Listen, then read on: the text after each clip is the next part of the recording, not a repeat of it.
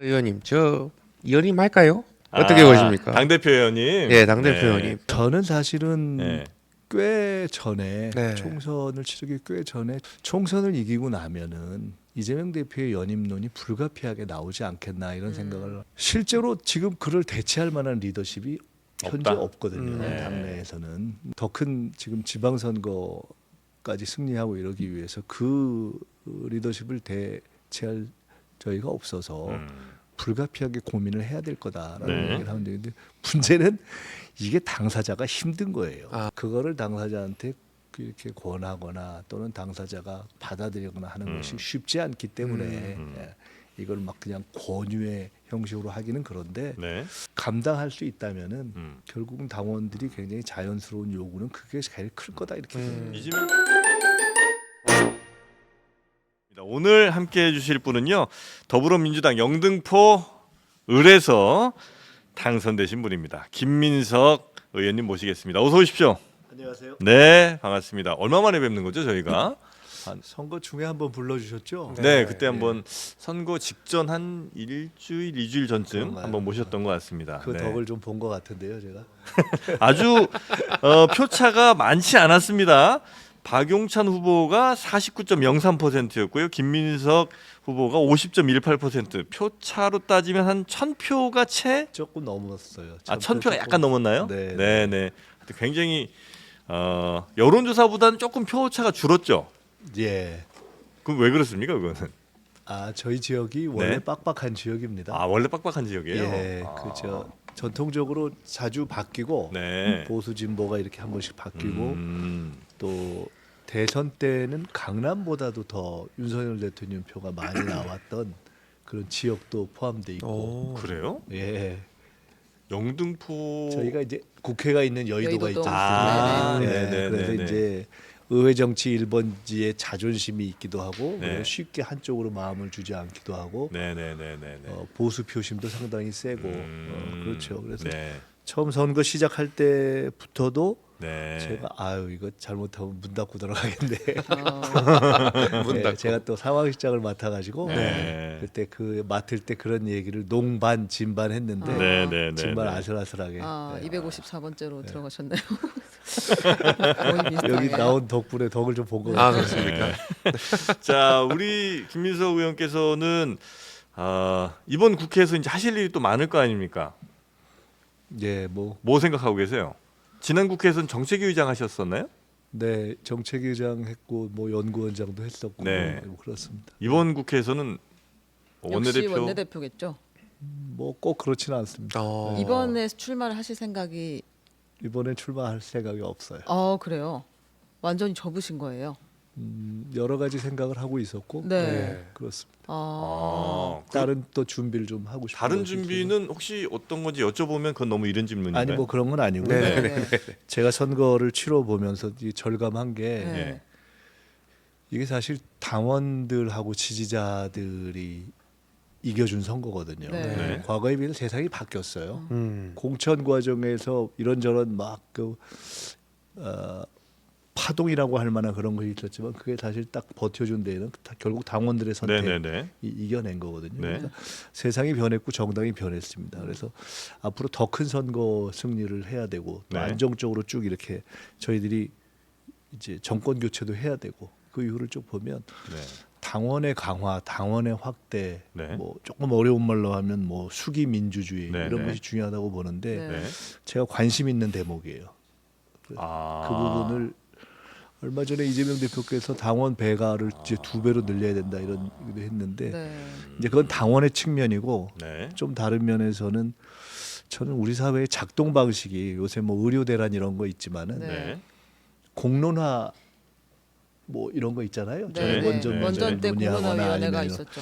그러니까 조금 접근 방식이나 이런 작동 방식이 바뀌어야 된다고 아. 봐요. 정책에 있어서도 네. 좀 그런 어떤 새로운 협약 네, 네, 정책 네, 네, 이런 네. 협약 정치 이런 식으로 그런 영역에서의 토대를 강화하는 네. 실험을 좀 해보고 당내에서 어떤 직책을 맡으셔서 뭔가를 하는 것보다 어찌 그것도 보면 중요한데 조금 네. 더 길게 보면 이제는 큰 승리를 준비해야 되고 사회적인 변화를 준비해야 되는데 제가 우리 당의 국민 경선 네, 네, 이제 네. 대선 후보도 뽑고 하지 않습니까? 네. 네.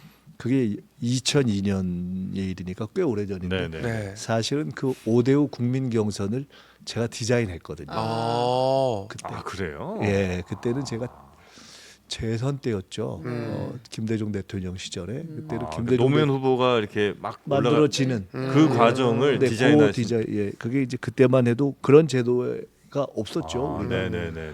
근데 이제 김대중 대통령이 총재에서 물러난 초유의 음. 상황에서 우리가 최초로 당원과 일종의 시민을 네네네. 권력의 결정에 제도적으로 참여시킨. 근데 그때만 해도 말은 당원이 있었는데 네. 우리가 그런 권리 당원 또는 당비 내는 당원이라는 게 사실상 거의 없었어요. 근데 네. 이제 그 실험을 하고 네. 20년이 지난 거예요. 네. 근데 어마어마하게 변한 거거든요. 그렇죠. 저는 이제 정치를 떠났다가 돌아오면서 그 과정을 지켜보면서 또 이번 선거를 보면서 이게 근본적으로는 우리 사회가 네. 저희가 뭐 집권을 해봤잖아요. 사실 네, 저희 네, 민주당 네, 입장에서는. 근데 집권을 해보고 실패하기도 했잖아요. 음. 네, 이렇게 보면서 이게 큰 선거 앞으로 우리는 총선 이겼지만은 지방선거도 있고 대선도 있고 네네. 큰 선거에 이겨야 되기도 하고 또 그걸 안정적으로 끌고 가기도 해야 하는데 네. 시민과 당원의 제도적인 참여 이런 걸 높이는 것이 중요하다. 그러니까 그런 걸 조금 이렇게 제도화하는 그런 일을 뭐 저 혼자 하는 건 아니겠지만 네. 그걸 누군가 좀 집중적인 고민을 하는 것이 필요해서 그걸 해보고 그때 싶다는 사실은 생각이 있습니다. 그 과정을 디자인하신 게 어쩌면 노무현 대통령이 만든 거잖아요. 아마 그때 당시에는 뭐 많이 기억을 못 하실 수도 있겠습니다만 거의 뭐 이인재 뭐 이런 분들이었나요? 대체로 이제 민주당 대선 후보로 유력한 분들은 그런 유력한 얘기가 있었죠. 그렇죠. 근데 이제 네. 큰 틀이 바뀐 거고 네. 그런 거죠.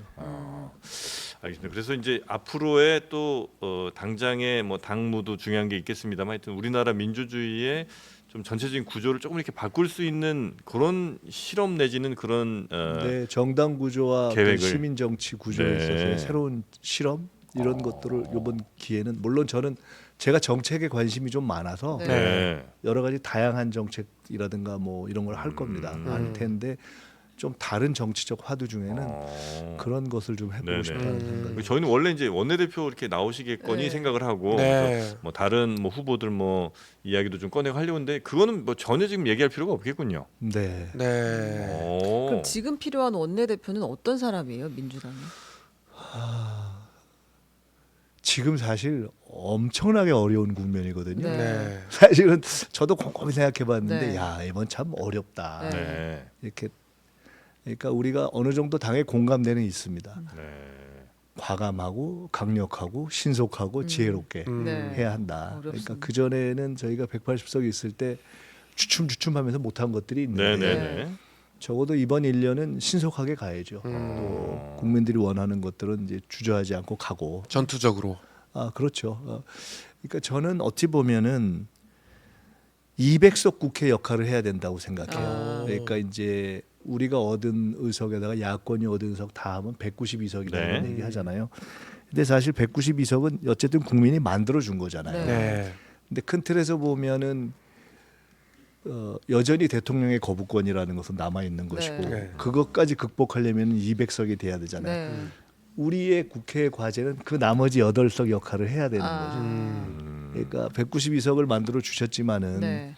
국민들께서 200석 역할을 해라. 200석 역할을 해야 되겠다는 말씀은 그러니까 그 대통령이 뜻은- 거부하든 말든 거부하든 말든이 아니라 예. 200석 역할을 못하면은 대통령이 계속 거부할 수 있겠죠. 네. 근데 그렇게 못하게 하려면 예. 국민들의 민심도 뒷받침돼야 되고 음. 또 한편으로는 여권 내에서도 네.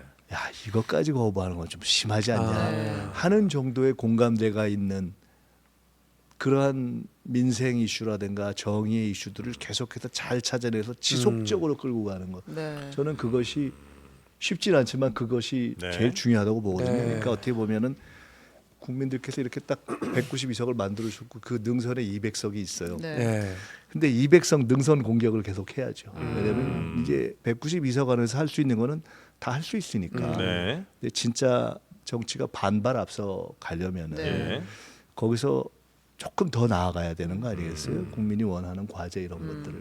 그러니까 거기에 어떤 정치의 지혜, 네. 그의 지혜 이런 것들이 필요하겠죠. 국민을 더 설득해서 하여튼 국민의힘이 뭔가를 108석 똘똘 뭉쳐서 반대하지 못하도록 그런 정도의 여론적인- 주제와 네, 그걸 계속해서 발굴을 과제와 해내신다. 법안들을 지속적으로 네. 제기해서 국민이 원하는 그러한 과제들을 지속적으로 만들어 가. 사실 그렇지 않으면 똑같잖아요. 네. 네. 숫자는 네. 다르지만은 대통령이 거부권을 할 수 있는 구조가 되어 있는 거는 지난번도 그랬고 이번도 그렇잖아요. 네, 네. 근데 이제는 못하게 해야 될 거 아닙니까?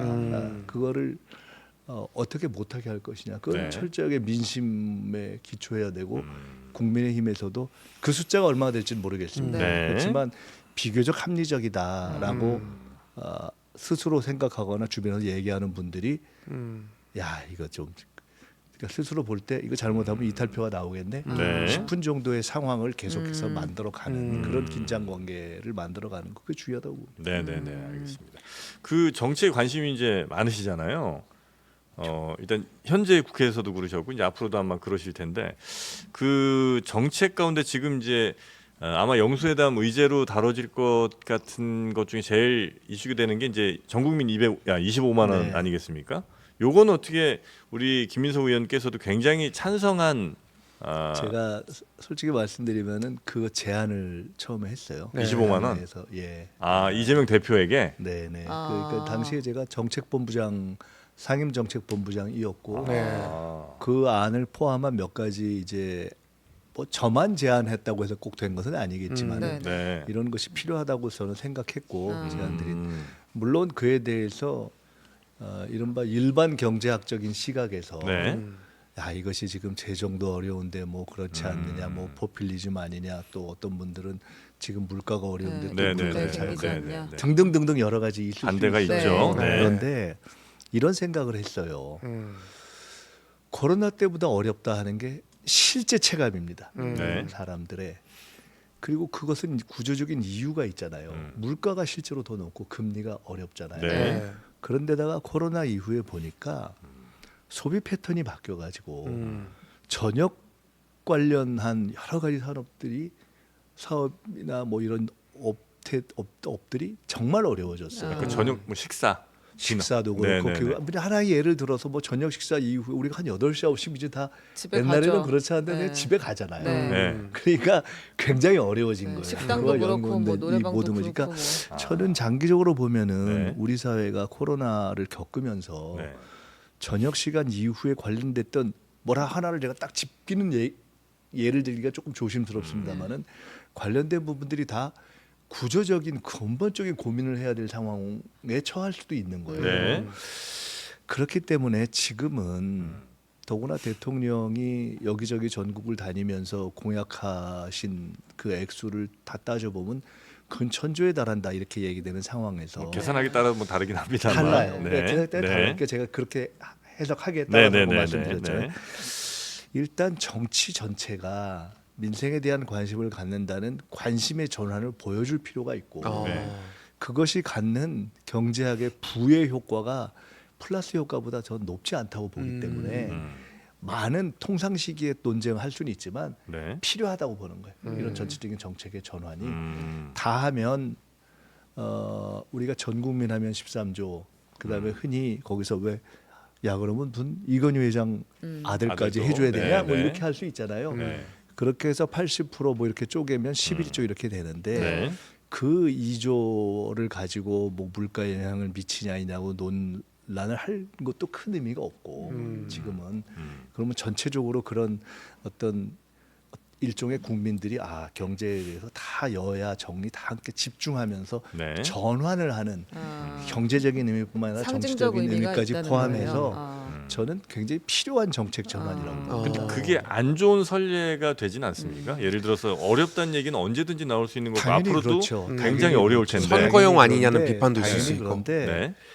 그거는 코로나 시기에 저희가 이미 했잖아요. 예.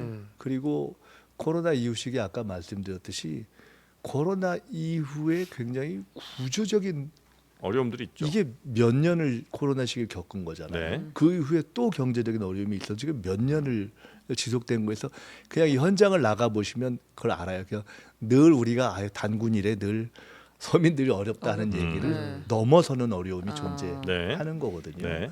그렇기 때문에 저는 지금은 그 정도는 할 수 있다고 봅니다. 그러니까 앞으로도 계속 어려울 텐데. 네. 그럼 그러니까 계속 당연히 이제 그런 것만으로 되진 않죠. 네. 당연히 저는 이 정부에서 제일 아쉽다고 생각하는 것이 네. 사실은 뭐 잘 아시겠지만 이른바 신산업 또는 혁신산업 이런 것에 대한 네. 집중력을 갖고 뭔가 해내는 것이 너무 부족한 것이 아쉽게 생각을 해요. 가령 뭐 박정희 대통령 때는 뭘 했고 DJ 때는 뭐 IT와 네, 뭐 문화 네. 이런 것들을 했고 가령 그런 것들이 있잖아요. 네. 근데 사실 윤석열 대통령 들어서서는 손에 딱 잡히지가 않아요. 무슨 뭐 바이오다, AI다, 뭔가 이렇게 등등해 있어서 물론 과거 같은 방식의 70년대 방식으로 할 수는 없죠. 국가주도형으로 하긴 어렵지만 그렇게 하긴 네. 어렵지만은 전체적으로 봐서 아 이게 이 방향으로 가는구나. 그리고 그에 걸맞는 적정한 집중력이 표현되는구나 네. 하는 것이 보이지 안 않아요. 났다? 네. 그래서 저는 굉장히 아쉽게 오히려 더 아쉽게 생각해요. 그러니까 네. 지금은 그런 어려움에 대해서 한번 딱 전환을 해주면서 네. 당연히 네. 무엇을 집중할 것인가에 대한 네. 고민과 집중력이 표현돼야죠. 네. 저는 사실은 네. 이 정부에 대해서 제일 아쉽게 생각하는 것이 민주주의 문제라든가 또는 외교 문제라든가 여러 가지 있지만은 네. 통상적인 의미 물론 과거와는 달라졌지만 우리나라는 경제 규모가 비교적 소규모 국가잖아요. 네. 우리나라가요. 저는 그러니까 그 국가의 규모가 그렇다는 거죠. 음. 저는 이런 형태의 국가는 네. 네. 국가의 전략적 역할이 굉장히 중요하다고 생각하는 사람이에요. 네. 네, 네, 예, 네. 그렇기 때문에 그리고 국가의 전략적 역할이라든가 지도적 역할은 네. 심지어 미국 같은 데도 다 하잖아요. 네. 말은 안 한다고 하지만 네. 그렇기 때문에 그런 부분을 좀 집중력을 갖는 것이 필요하다고 하고 그래서 아까 이제 그 첫 얘기로 돌아가면 네. 이번 민생지원금은 그런 전체적인 전환에 있어서 굉장히 상징적이기도 하고 의미가 있기도 하고 말씀하고 또 제기될 수 있는 여러 가지 마이너스라든가 부작용에 대해서 왜 모르겠어요. 네, 네, 그럴 네. 수 있죠. 네. 그러나 전체적으로 봐야 되잖아요. 그러니까 그런 이제- 점에 있어서 네. 저는 플러스 효과가 더 크다고 봅니다. 예, 그 전에 우리가 아예 안 해본 일은 아니잖아요. 예를 들면 뭐 소득주도 성장이 사실은 뭐 이거랑 비슷한 컨셉일 것 같기도 한데 왜냐하면 이제 사람들의 소득을 조금 늘려주면 그 소득이 소비로 이어져서 수많은 소비의 선순환들이 이루어지고 그러면 이제 사람들이 더 전체적인 부가 증가할 것이다라는 개념이 이제 지난 정부에 다른데요. 있었다면 네. 조금 다른데 저는 사실은 제가 지난 문재인 정부 초기에 제가 연구원장을 했어요. 네. 민주연구원장. 근데 그때 저는 소득주도 성장에 대해서 처음에 약간 조금 정교화될 필요가 있다고 문제를 내부적으로 제기했던 사람이에요. 네. 왜냐하면 소득주도 성장은 잘 아시겠지만은 유럽 같은 데서 있는 임금주도 성장을 한국형으로 버전을 바꾼 거의 측면이 네. 있거든요. 임금을 올려서 전체적으로 이렇게 한다. 근데 우리는 아시다시피 임금 소득자가 그러니까 완전히 주라고 보기 어려운 네, 자영업자 비율이 엄청 자영업자가 많죠. 비율이 예. 높기 때문에 네. 제가 그때 의문을 가졌던 것은 예. 임금 소득을 높여도 두 가지 문제가 존재하죠. 하나는 자영업자 비율이 너무 많고, 그러니까 그렇게 빠지는 부분이 있고, 또 하나는 우리는 부동산하고 네. 사교육으로 이게 빠져버리기 네, 때문에 네, 네, 네. 막말로 아주 단순화시켜서 임금 소득자의 임금을 10만 원 높여주는 걸로 전체 이 유통을 선순환을 만들 수 있는 구조적 한계가 존재하잖아요. 네. 사실 저는 개인적으로는 그때 경제학 우리 경제에 책임을 졌던 분들한테 우리는 차라리 큰 틀에서 보면 저비용 사회라는 개념으로 해서 네. 결국은 가처분 소득을 늘려주는 것이 목적이잖아요. 아. 네. 근데 가처분 소득을 늘려주는 것을 그렇게 임금을 높이는 방식으로 갈 거냐 아니면 네. 전체적인 코스트 다운을 할 수 있는 방법을 우리가 잘 찾아서 네. 그게 사교육이라든가 부동산 등등이 있잖아요. 네. 그걸 핵심으로 하는 코스트 다운을 하는 개혁을 하면서 그것을 해가면서 자연스럽게 그 과정에서 임금을 포함한 이 가처분 소득을 늘리는 방식으로 네. 소위 정책 조합을 해주는 것이 맞는 것이 아닌가라고 문제 제기를 했었어요. 네. 그래서 제가 지난 정부 초기에 시작할 때 소득주도 성장에 가졌던 의문입니다. 네. 그런데 지금 이제 그 소득주도 성장은 상당히 장기적인 패러다임에 관한 거고 네. 지금 우리가 얘기하는 민생지원금은 아주 단기적인 네. 처방이면서 그걸로 어떻게 계속 가겠어요? 네. 매달 1년 내내 민생지원금을 할 수는 없잖아요. 네. 네. 25만 원 지원금 그리고 이재명 대표 여기까지 나왔는데 가장 중요한 건 이거 아니겠습니까? 의원님 저 연임할까요? 어떻게 보십니까? 당 대표 의원님. 예, 당대표 의원님. 뭐 찬성하실 것 같은데요. 저는 사실은 네. 꽤 전에 네. 총선을 치르기 꽤 전에 그때는 우리가 뭐 이런 생각을 하기도 어려운 상황이었는데 네. 네. 총선을 이기고 나면은 이재명 대표의 연임론이 불가피하게 나오지 않겠나 이런 생각을 하고 이렇게 주변하고 이야기를 해본 적이 네, 있어요. 네, 네. 왜냐하면은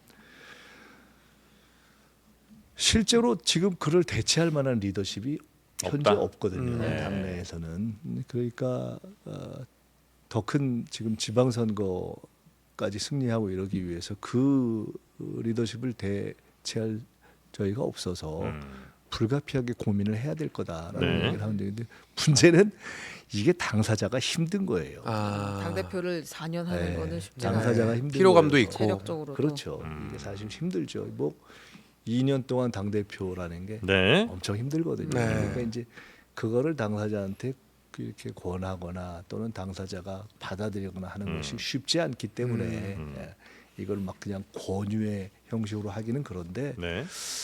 저는 감당할 수 있다면은 음. 결국은 당원들이 굉장히 자연스러운 요구는 그게 제일 클 거다 이렇게 생각해요. 이재명 대표는 개인적으로는 더 하고 싶지 않을 가능성이 높습니까? 그러면?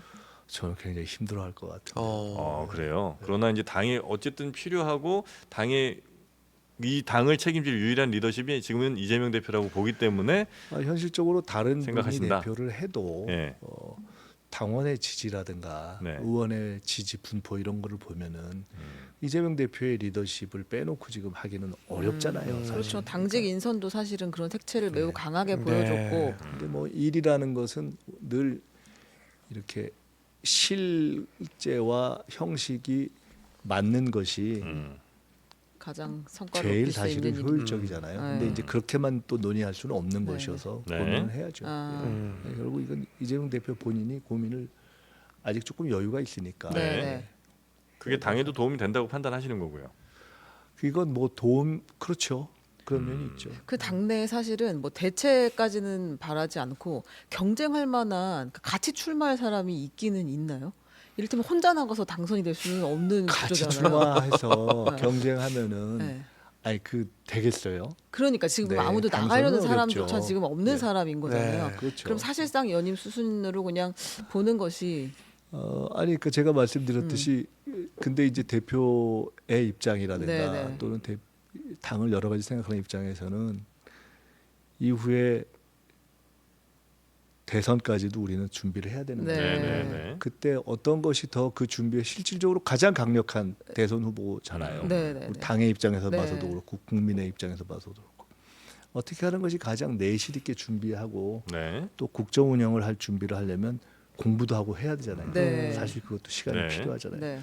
그것이 어떤 것이 더 나을 거냐 하는 거를 이제 고민을 좀 같이 해봐야죠. 아. 민주당에서 오래 계셨으니까 민주당에서 근데 아마 DJ 그 김대중 전 대통령 이후로 당에 이 정도로 장악력을 가진 사람이 지금까지 없었던 것 같은 느낌이 살짝 듭니다. 당이 제 기억력이 물론 짧아서 네, 그렇긴 당이 하겠습니다만. 어마어마하게 성장한 거예요. 예? 어마어마하게 커진 거예요. 그러니까 커졌다. 이제- 예. 옛날에는 어땠습니까? 아니, 그러니까 뭐 일단 의석수도 그렇고 제가 아까 네네네. 처음에 당원 말씀을 드렸잖아요. 네네. 김대중 대통령 때 그 김대중 대통령의 리더십이 강했죠. 예. 그렇지만 우리가 역대 지금 정치사를 보면 의석수에 있어서 가장 많고 현재 그런데다가 당원이 예. 어마어마하게 많아졌잖아요. 네. 이 당원이 이제 뭐 100만 단위를 넘었으니까. 지금 넘나들기 때문에 그런 의미에서는 굉장히 커진 거죠. 네, 그런 네, 의미에서 커졌다고 네, 말씀드려요. 네. 사실상 저는 이런 표현을 쓰는데 한국의 거의 유일한 사실상 당원들이 결정권을 행사하는 그런 대중정당으로서 거의 유일하죠. 왜냐하면 지난번 공천이 그렇잖아요. 그렇기 때문에 뭐 어마어마하게 커진 상황에서 네. 에서의 당 대표이자 음. 또 가장 강력한 대선 후보이자 네. 그러니까 그런 점에서 아까 네. 질문이 이렇게 어떤 리더십 또는 자은력이 강했던 적이 있냐라고 하는 질문에는 네. 그 당 자체가 변한 거예요. 당이 변해서 그렇게 된 거예요? 아니 당 자체도 변했고 그런 당의 현재의 리더십을 행사하고 있기 때문에 그 양자가 같이 가는 거죠. 그러니까 원래 그것이- 당이 커지면 리더들도 여럿이 더 나와야 정상 혹은 뭐 이게 그래야 될 것 같은 느낌이 있는데 당은 이만큼 커졌는데 그 당을 지휘하는 리더십이 이제 한 명으로 이렇게 좁혀지는 경우가 매우 드물지 않을까 드물죠. 생각- 예. 네. 드문다이가 현재로서는 그것 자체가 현실이고. 네.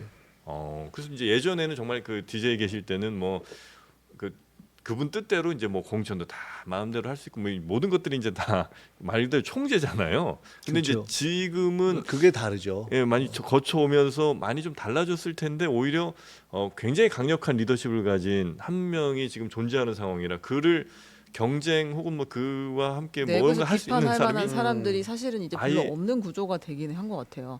그러니까 그렇죠. 뭐 문재인 정부 때도 보면 문재인 당 대표 때도 보면 당내 뭐 반대 세력들이 뭐 조금 있었지만 대부분은 자기가 친문이라고 의원들도 이야기를 하고 사실 거기는 의원 전부 친문 아니라고 말하는 사람 별로 없는 구조이기도 했고 지금도 또 보면은 친명 아닌 의원들 근데 찾기 이제 힘든 조금 그런 달리 구조가 좀 보셔야 되는 되는 것 것이 같은데. 네. 네. 제가 아까 이게 세상이 변했다는 것이 문법이 많이 변한 거예요. 네.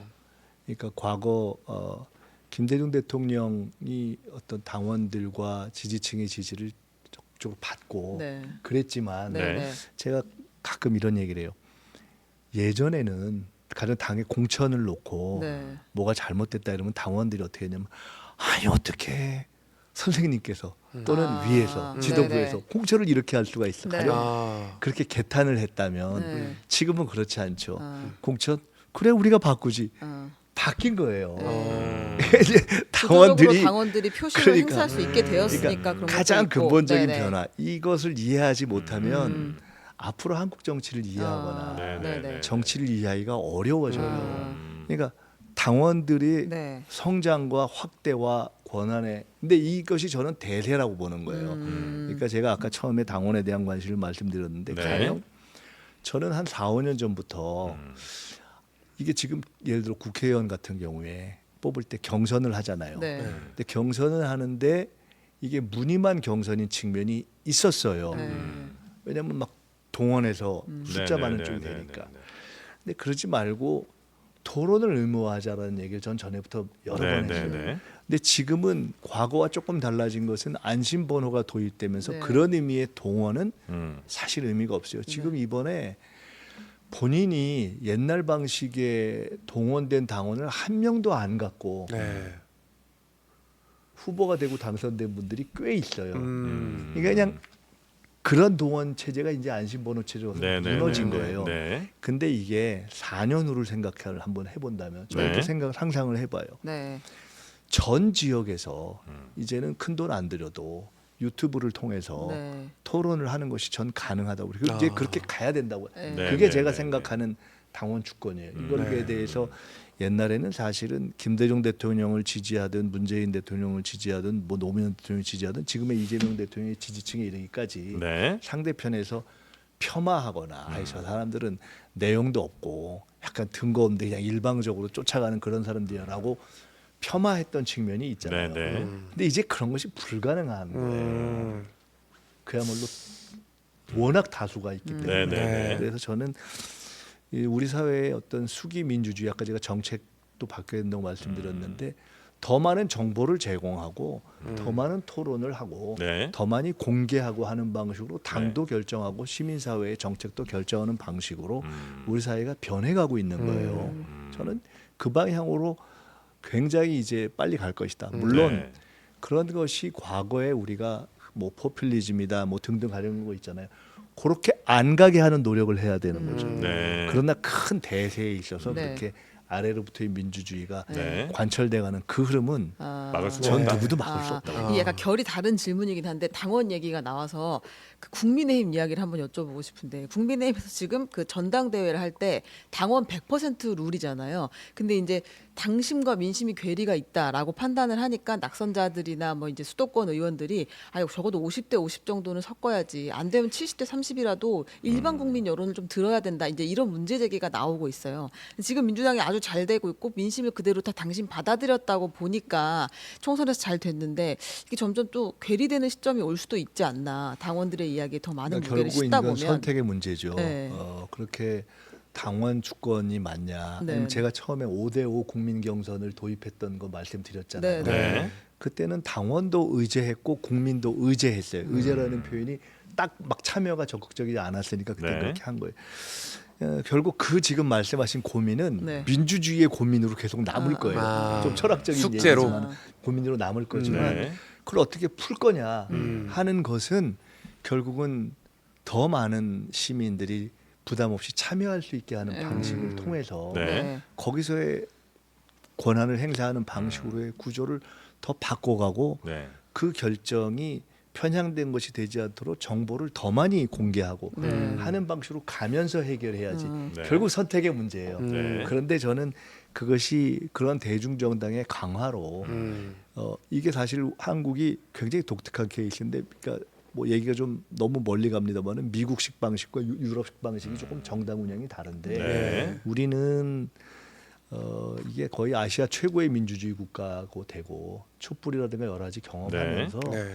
이런 참여의 확대가 결국은 더 많은 시민이 정당에 참여하고 더 많은 당원들이 권한을 갖고 더 많은 정보를 공개해서 더 많이 결정하게 하는 방식으로 가면서 해결할 수밖에 없다. 네. 그게 근데 정말 더 좋은 민주주의는 맞습니까? 예를 들어서 정말 그 말씀대로 하자면 전 국민 뭐 스마트폰 없는 사람 없으니까 이제 성인이라면 거의 다 그 사람들한테 모든 이슈에 대해서 매번 물어보면 전 국민의 의도를 매번 파악할 수 있으니까 가장 확실한 참여를 이끌어낼 수 있는 거고. 근데 예를 들어 유튜브든 뭐 SNS든 그게 너무나 지금 활성화된 상황이 오히려 그럼 많은 사람들이 어떤 이슈에 대해서 더 깊게 생각하고 더 천천히 따져보는 시대가 됐냐면 오히려 그 반대가 더 강한 게 아닌가. 대의제 민주주의가 소위 포퓰리즘으로 가는 그 난점과 네. 고민이 있는 거잖아요. 예. 그래서 우리가 흔히 얘기하는 수기제 민주주의 또 네. 공론화 이런 것이 있는 거 아닙니까? 네. 근데 그런 공론화는 충분히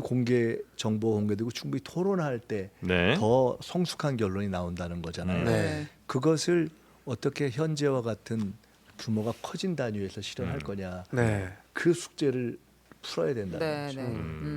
네. 네. 근데 그거를 저는 풀어야 된다고 봅니다. 네.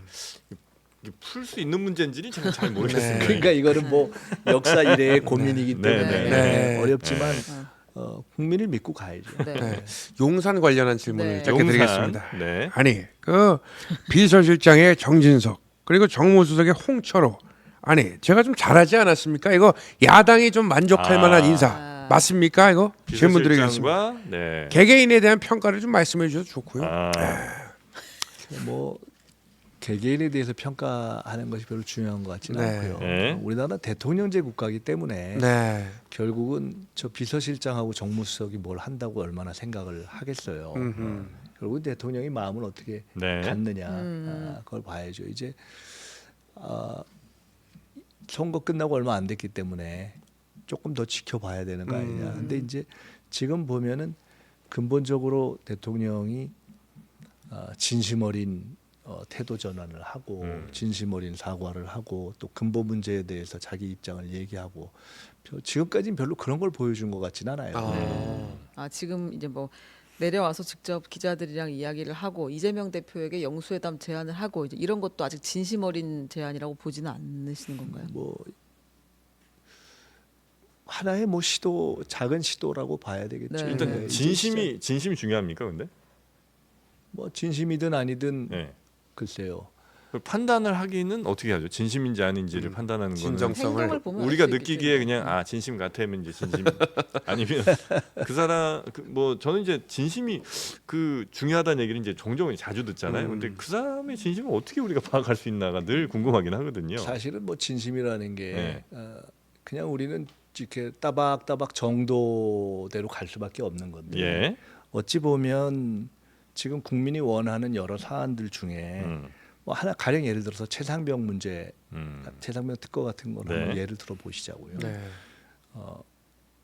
그것을 받느냐 안 받느냐, 그 진심의 여부를 떠나서 네.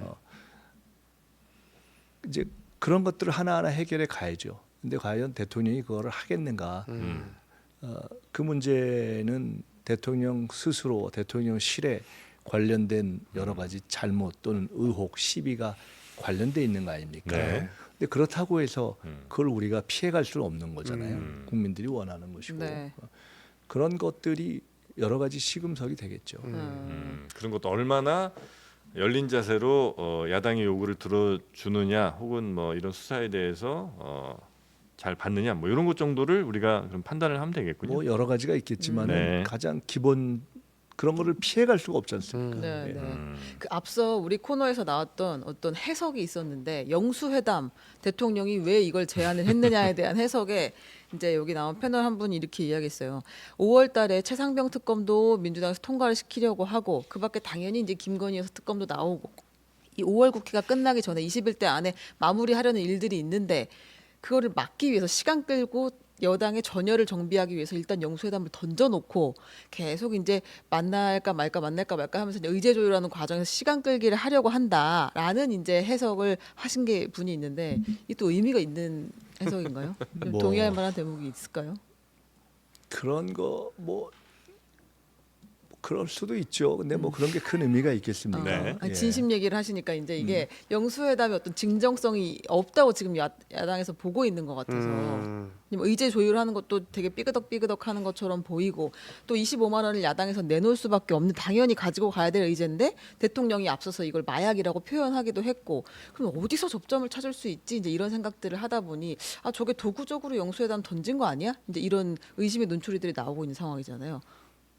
근데 말씀처럼 대통령이 총선 이후에 첫 네. 입장을 표명했을 때 네. 지금 말씀하신 근본 문제에 대한 입장 표명은 없었잖아요. 그리고서 영수회담 얘기를 하니까 네. 지금 말씀하신 것처럼 여러 가지 뭐 이게 실질적인 거야 아니야 이런 네, 얘기를 했는데 뭐 어떻게 보면 그 또한 크게 중요하진 않죠. 왜냐하면 우리는 이제 국민의 입장에서 네. 또 원칙적인 입장에서 필요한 것은 하나하나 따박따박 해가야 되니까 대통령과 이재명 대표의 회담에서 얘기할 거 다 하고 안 되면 안 되는 또 국회에서 하고 네. 그렇게 따박따박 해가야 되는 거니까요. 혹시 결례가 아니라면 우리 저 의원님은 인생에서 제일 중요한 게 어떤 건지 여쭤봐도 됩니까?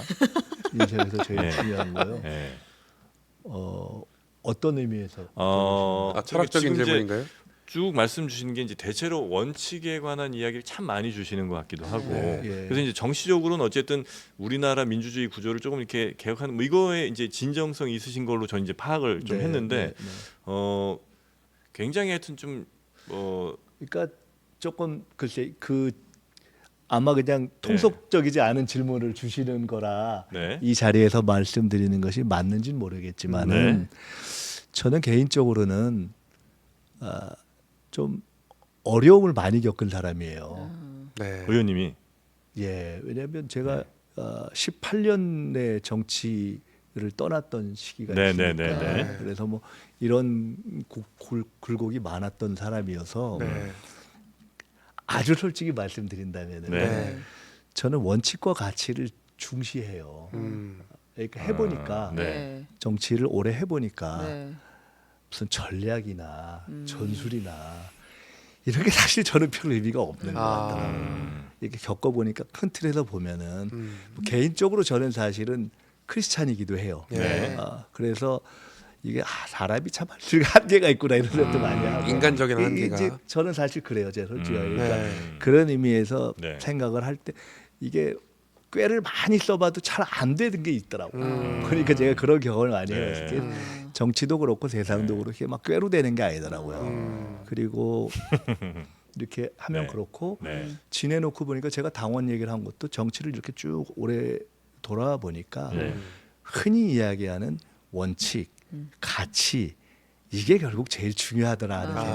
생각을 저는 해요. 그게 원칙과 가치가 뭐냐? 이건 이제 우리가 얘기가 네, 길었잖아요. 근데 다양할 수 보니까 있으니까. 네. 그렇더라고요. 그래서 음. 가령 제가 어떤 분들이 저한테 정치권에서 뭐 제가 잘 수긍을 안 할게 좀 전략가 음. 뭐 이런 네네. 얘기를 할 때 제가 늘 굉장히 어색하게 느껴요. 네. 그러니까 정치에는 전략이라는 게 별 의미가 없어요. 제가 아. 보면. 그래요. 예, 제가 보니까 그렇더라고요. 그냥 이렇게 원칙과 가치. 원칙과 상식과 가치를 상식과 갖고 이렇게 가치. 봐서. 네네. 근데 여의도에서 막 하다 보면 아. 묘수풀이를 하다가 대부분 악수가 돼요. 여의도에 피카소들도 많으시니까 이런저런 그림들을 많이 그리시는데 아니 네. 그러면 여의도 피카소 많아요. 어떻게 비하발언입니까? 보면, 어떻게 보면 좀 외람된 말씀인데 네. 정치를 하면서 우리가 이렇게 하는 판단의 대부분은 네. 상식에서 벗어나지 않는 아. 것, 네네. 네. 국민의 눈에서 눈높이에서 벗어나지 않는 것, 사실은 네. 그게 대부분인 경우가 아. 저는 많다고 아니 생각합니다. 그러니까 좋습니다. 그러면 이제 원칙과 가치라는 굉장히 이제 중요한 거는 뭐 있을 수 있죠. 그런데 이제 나의 원칙과 나의 가치가 상대방의 원칙과 상대방의 가치와는 다를 거 아니에요.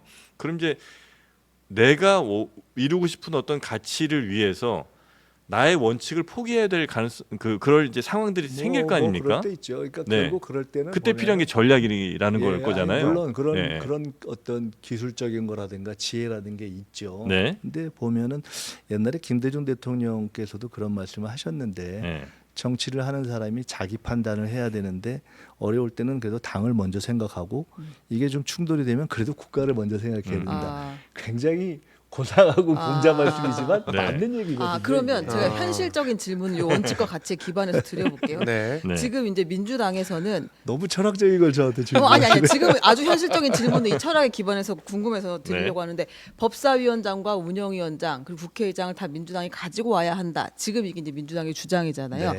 그럼 이건 원칙과 가치에 맞는 그런 그 선택인가요? 지금 이번 국회에는 사실은 대통령을 몇 해 전에 뽑았는데 하는 거 보니까 형 이거 아니다 싶어가지고 네. 국회가 일단 대통령에 대해서 심판하고 견제하고 국회가 제대로 해라 이런 거잖아요. 네. 그러면 국회에 대해서는 민주당이 책임 있게 하라는 그런 명령을 받은 거예요. 네. 그럼 적어도 국회 운영은 해야죠. 책임 있게 해야죠. 네. 대통령도 한편 견제하면서 국회를 책임 있게 하는 거에 있어서 그것이 법사위와 운영위로 표현되는 거죠. 저는 그것은 불가피하다고 봅니다. 가지고 오는 것이 원칙과 가치에 맞다. 그럼 요거 하나 또 여쭤볼게요.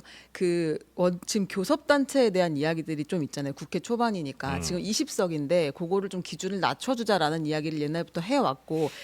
근데 사실 거대 야당이나 여당이 그 일을 뭐 시급하게 할 필요성은 별로 없는데 할 필요가 있다고 보세요. 그러니까 할 만한 일이다. 이 원칙과 가치에 기반해서 조금. 논의는 이렇게 할 수 있고요. 네. 논의는 할 수 있는데 요번 지금 원 구성을 하는데 사실은 국민들이 어떻게 보면은 판단을 한 거잖아요. 누구는 몇 석 주고 누구는 뭐 12석을 예를 들어 주고 몇 3석을 석 주고 주고. 누구 준 거잖아요. 네. 네. 그걸 다 국민들의 것도 정리를 해준 거잖아요. 네. 근데 그것을 그 결과를 막 인위적이고 공학적으로 요거에 맞춰서 막 하려는 거 그런 건 국민들이 별로 좋아하지 않기 때문에 그 부분을 무리하게 시급한 하는 것은 안 부분은 맞다고 아니다. 의원님께서 저희 방송에 나오실 때 더불어민주당 1당이 되면 국회에서 좀 바꾸고 싶은 모습이 있다. 그런 네. 말씀하셨었나요? 네. 의원들끼리 좀 네. 당을 섞어 앉아. 아, 섞어 앉아. 그 말씀 드렸었죠. 벽으로 두지 말고 다 섞어 맞네. 앉자. 그런 말씀하셨는데 예. 그 끔이 아직도 유효합니까? 지금 거의 저는- 포위에서 앉으실 수 있을 것 같은데 섞는 게 아니고 세 명이 이렇게 하는. 네네네. 퐁퐁당. 근데 포용적 보자기가 되겠죠. 파란 보자기. 근데 그렇게 네. 섞어 앉으실 거는 계속 저 말씀해 보실 거예요? 저는 그렇게 하면 좋다고 생각하는데 네. 근데 이제 그건 의원들이 다 공감대가 돼야 되니까 네. 저는 그런 건 나쁘지 아주 소박한 거로는 네. 이제 국회에서 이렇게 보면은 본회의나 이런 거 할 때 네. 서로 다른 의견을 얘기할 수 있지만은 네. 불필요한 수준의 막 야지를 하거나 막 이렇게 그러니까 막 시비를 거는 거는 거죠. 거나 네. 고함 치르는 거는 사실은 불필요한 경우가 많거든요. 네. 근데 그게 사실 이렇게 막 섞어 앉다 보면은 그렇게 하기는 좀 그렇죠. 어렵고 민망하겠죠. 굳이 그럴 필요도 없고 네, 그런 정도에서 아주 작은 변화지만 의미 있지 않을까 제가 생각했는데 네. 그게 이제 지역별로 하면은 우리가 지역적 편중이 여전히 좀 있어가지고 의미가 네. 없고 네. 상임위 아니면은 뭐 현실적으로 가나다라 순 정도 그게 이제 팀으로 앉거나 아니면 가나다 순 아니면 저 취지를 하려면. 소득별로 앉으면 어때요 이렇게 네? 소득 수준별로 무슨 소리예요? 그게 지금. 아니 그거 그러면 저 뒤에 앉는 괴롭죠. 사람은 민망하잖아요. 앞에 앉는 사람도 민망하고. 아니 그러면 네네. 조금 이렇게 소득이 아니라 자산별로 하는 걸 텐데 야 그럼 우리 앞에 앉아야 되나 뒤에 앉아 우리 좀 없는 편인데 네, 알겠습니다. 근데 옆에 누구 앉았으면 그럼 좋겠다. 제자리로 오실래요? 깜짝이야. 아유, 저- 예, 리치. 예. 그렇지. 리치. 네. 근데 그렇게 조금 국회에서도 너무 상대방에게 적대적인 걸 일관되게 하는 이런 이제 행태들은 조금 없어졌으면 아니 좋겠다. 저는 이렇게 네. 논쟁은 세게 하는 게 좋은데 네. 서로 막 그 불필요한 수준으로 인신 공격을 하거나. 굳이 그럴 필요는 네. 없다고 생각해요. 아, 그런 데서 막 적극적으로 나서시진 않는 편이죠. 예를 들면 정청래 의원 같은 분이 막 되게 소리 지르잖아요. 그럴 때 아니, 이제 막 그건 뭐- 내려와 이러시면서. 저 과거에 네. 네. 이렇게 그런 본회의에 긴장감이 있을 때 네. 저 뒤에서 한마디로 확 이렇게 웃겨서 전체 분위기를 맞아요. 이렇게 아, 그런 분이 무너뜨리고 계세요? 이런 분들이 있었어요. 있어요. 옛날에 아. 우리 옛날 선배들 중에 아, 그래요? 뭐 조홍규 의원 이런 분이 계셨는데 아, 사실은 그런 것이 좋죠. 막 분위기 막 험악한데 밥 먹으러 가자 뭐 이런 식으로 아이가 웃기는. 네, 이렇게 딱 분위기 정리하시는 분들 요즘 이제 그런 분들이 별로 없는 모양이죠. 네. 네. 여튼 국회 모습이 네. 김민석 의원님이 22대는 조금 더 그렇게 험악하진 않게 만들었으면 네. 아니 그러니까 바람 좀 저 있습니다. 선명하게 자기 노선을 갖고 논쟁하는 게 좋아요. 네. 네. 그렇지만은 뭐 굳이 뭐 불필요한 감정적으로. 수준의 말싸움 같은 거에서 서로 에너지 소모하고 그럴 필요 없죠. 마지막으로 네. 국회의장은 지금 어떻게 되는 겁니까? 조정식입니까? 그의장은- 취미입니까? 아니 이번에는 5선들까지 네, 정성호 의원도 나서서 나간다고. 네. 경선을 하게 돼서 네. 사실 다 괜찮은 분들이어가지고 네. 고민 좀 할 것 같아요. 가깝기는 추미애 의원이랑 제일 가까우시죠. 뭐 다 가깝죠. 이게. 누가 적임자다 이렇게 얘기하기는 지금 좀 근데 어려우시죠. 이제 아마 이번에는 사실 좀 지난번 국회 때 답답했어요. 네. 저는 사실은 몇 가지 법안을 처리할 때 네. 네. 이렇게 합리적으로 봐서도 이쯤에서는 정리를 해줘야 되는데 국회의장께서 그렇게 안 하는 경우가 몇 번 있어서 네. 저도 제가 막 화내고 뭐 이게 화내는 게 좀 늦은 편이에요. 네, 네. 근데 화가 나더라고. 나중에. 본회의장에서 네. 왜 어떻게 저럴 수 있냐고 막 그러고 그랬어요. 네. 그래서 이번에는 안 그랬으면 좋겠어요. 그러니까 적어도 딱 봐서 따박따박 정리할 건 정리해주는 그렇게 하는 것이 필요하다고. 혹시 워낙 이제 신앙심도 깊고 하시니까 그런 기도도 해보셨습니까? 대통령 좀 어떻게 좀 하게 해주세요. 뭐 이런 기도. 만나게 해주세요 이런 거. 뭐 대통령 아니, 나라를 위해 일하게 해주세요 이런 뭐 거요? 이런 태도를 좀 보이게 해주세요. 뭐 이런 기도 같은 것도 해보셨어요? 그렇다기보다는 하여간 글쎄 뭐 하여간 다 네. 이렇게 이 나라와 민족을 잘 생각하면서 갔으면 좋겠다. 이런 위정자들을 생각을 위해서. 하죠. 예. 실패했습니다. 웃음벨. 안 되네. 네, 여러 가지 시도를 하지만 네, 네. 쉽지 않습니다. 총선 때는 기도하셨죠, 설마? 제발. 매일 기도해야죠. 당선 되게 해주세요. 요건 하셨죠? 그럼요. 네. 요건 하셨죠? 알겠다 이렇게 하시던가요? 응답이 글쎄 그게 잘 모르겠어요. 저희 CBS입니까? 뭐래도 좀 하고 싶었습니다. 네네네. 우리 김민석 의원님 이번에 이제 당선이 또 되셨고, 저는 뭐 그거는 굉장히 기대가 됩니다. 정말 예전에 국민 경선을 통해서 대통령 후보를 예전에 이제 대통령이 아마 지정했던 하여튼 뭐 이렇게 했었잖아요. 누구 이렇게 딱 점지해주고 그런 건 막 이런 게 아니지만은 있었는데, 예. 굉장히 소수가 결정했죠. 그렇죠. 근데 이제는 완전히 이제 국민 경선 같은 게 하나의 룰처럼 이렇게 자리를 잡은 거고 그 이후에 또 뭔가의 그림을 그리신다고 하니까 어떤 그림을 또 내놓으실지가 무척 기대가 됩니다. 그림 나오면 저희한테 좀 팔아주시고요. 뭘 팔아요? 소개해주시고. 저는 네. 도슨트. 가장 현실적인 진보적인 것. 네. 그러니까 진보적이되 가장 현실적 이런 걸 좀 좋아해요. 아. 그런 걸 이렇게 새로 만들어내는 거 이런 걸 좀 네네네. 좋아하는 편이어서 그런 거를 좀 이렇게 만드는 거 고민을 좀 해보게. 그러니까 일을 찾아서 하고 만들어서 하고 뭐 이런 걸 좀 좋아해서 네. 좀 찾아보겠습니다. 알겠습니다. 자, 오늘 저희 김민석 영등포을 당선되신 의원님과 함께 이야기 나눠봤고요. 식사 맛있게 하시고 네. 고맙습니다. 또 다음 기회에 뵙도록 하겠습니다. 고맙습니다. 네, 감사합니다. 네, 우리 최은경 기자 그리고 감사합니다. 이상민 크리에이터도 고생 많으셨고요. 네, 감사합니다. 네.